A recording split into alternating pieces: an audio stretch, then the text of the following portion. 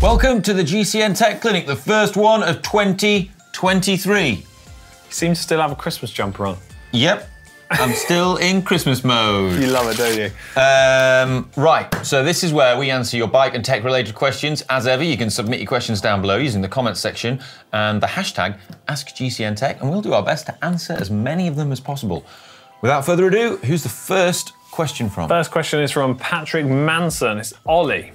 Does it matter how you make the power, i.e. what gear you're in? In my head, 250 watts in an easy gear won't give as much speed as 250 watts in a hard gear. I know it comes down to cadence at the end of the day to generate the power.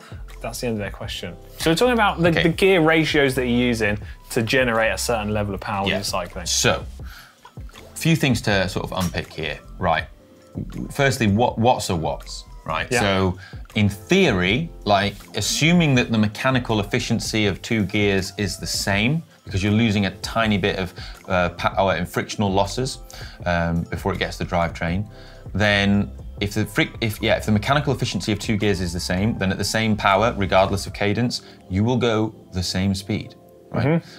The mechanical efficiency of gears is actually marginally different, so in reality, you would go slightly different speeds. But the main reason why you don't pedal at 30 RPM or don't pedal at 200 RPM and people naturally find a cadence that works for them is because of biomechanical efficiency of your body.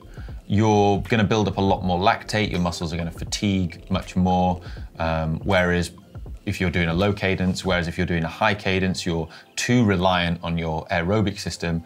And what you find is that the body naturally finds a balance where it's able to use both sort of anaerobic and aerobic systems, a bit to find the optimum efficiency. And in most cases, in trained cyclists, that's kind of around 85 to 95 RPM, probably for most people. There's been a lot of studies on cadence, and it is something that you can train and adjust in order to become more efficient and pedal at higher cadences. And one of the big areas where pros, they're able to ride continuously for days on days in Grand Tours is because they are able to do higher cadences and they aren't just burning their legs by riding 50 RPM average on the first day of a Grand Tour. Some of the simple rules or guides I was always told when I was growing up about pedaling cadence. A lower cadence really shifts a lot of the stress onto your physical legs, onto the muscles, because there's far more torque required. So it's a more muscular effort. And increase your cadence, it moves a little bit of that force away from your legs and moves it towards your aerobic system. And that comes on to what you're saying about being a little bit more efficient because the body's able to cope with the demands on it better than that real high stress that's put onto the muscles. Yeah. That said though, one thing is quite interesting is Bradley Wiggins, when he wanted to beat Tony Martin at time trials, they analysed it and they saw that Tony Martin's cadence was lower, so Bradley Wiggins copied that and then he started beating him.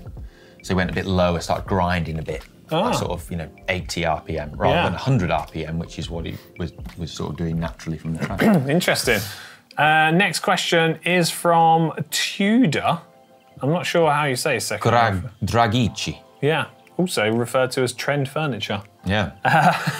Hello, I have a question. Which is the best choice between an aero handlebar or an oval plate? You know what I mean? I think it means an oval chainring. Okay, yeah, and which is more beneficial choice between the climbs? So you go first. An aero handlebar, specifically for going uphill, I don't feel is going to make a huge difference in your performance because the speed is going to be very low. Therefore, the advantage from the reduced aerodynamic drag from that component isn't really going to come into play. But that said, I'm neither really that convinced by oval chainrings. No. I think a lot of the studies that I've seen done around that has raised quite a few questions about the advantage we had from it. No, I've tried oval chainrings extensively. I'm not a fan. I think they're a perpetual motion machine. I don't think there's any mechanical gain to be given from it. I think the body adapts to whatever chain rings you put on it, and the best chain rings in terms of shifting performance and simplicity are round ones. Yeah. I would just 100% go with round rings. However, there are people who do like oval chain rings. and swear by them, but you know, that's one of the freedoms that's afforded to you. If you want to use oval chain rings, go live your life. Yeah. They're not going on my bike. There you go, you heard it here first. You'd have the aero handlebar, wouldn't you? I would go aero handlebar, because although, yeah, it's not really going to give you a benefit on the flat, on the climb, on the flat and downhill. Yeah. Big benefit. Okay. Oliver and Kerry next. Oh, that's cute. A little couples account, you'd assume. Yeah. Go on. GCN, do you advise sticking a patch inside a tubeless tyre for difficult punctures? Yeah. I actually find that a dab of contact adhesive on the inside of the puncture works wonders and is much simpler, and it won't peel off over time. Well, firstly, I can't quite decide if this is just general advice to share with everybody or a question. Now, I'm in complete agreement. There are a lot of different ways you can go about fixing a puncture. We've covered lots of them in various different videos.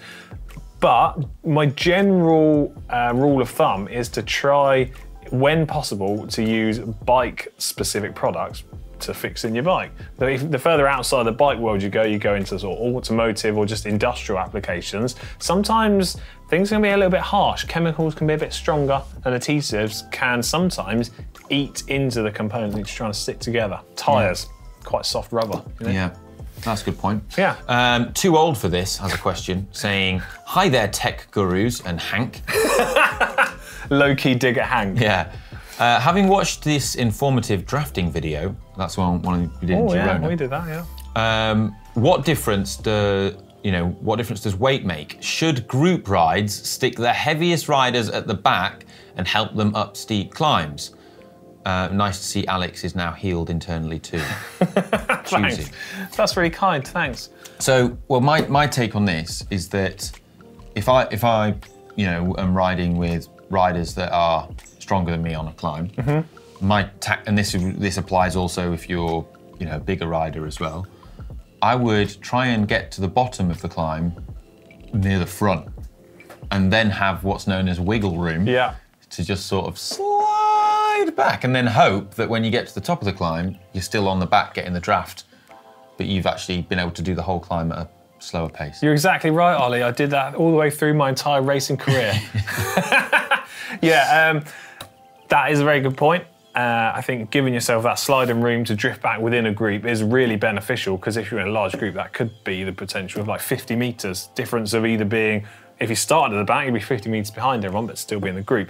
Now, in terms of how you can help a heavier rider get up a climb at the same speed as everyone else, is really going to depend on the gradient of the climb. The steeper the gradient, the less benefit there's going to be to allowing someone to try and draft up it, and it's going to be an even harder time for the heavier rider.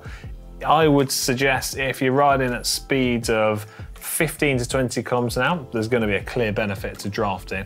But I think as your speeds start to drop below that, there isn't really a huge help that you can offer someone by drafting behind them, especially on a climb. So I think heavier riders, in my instance, what I've found before, is you're better off just setting the pace that you're comfortable riding at. Yeah. You can't really make people ride faster than they physically can. Yeah, the other thing is, in the instance where if it's like rolling hills or like little kickers, then yeah, having the bigger guy sat in, the drafting benefit of them, they can sort of just make it up on the draft over when it's just little rolling kickers. But yeah, on an actual proper climb, sliding room. Sliding room's always good. Next question is from Alex Lum. They say, "Hey GCN, how long does it take to create a GCN video? Is there any chance of a video on saying how long it takes, start to finish, before the video, editing, effects?" I don't know. Well, we shot this one 4 years ago. Yeah. And it's just been in post-production so long. So long. All sorts of technical stuff going on. Well, yeah. It completely varies. We make so many different types of video.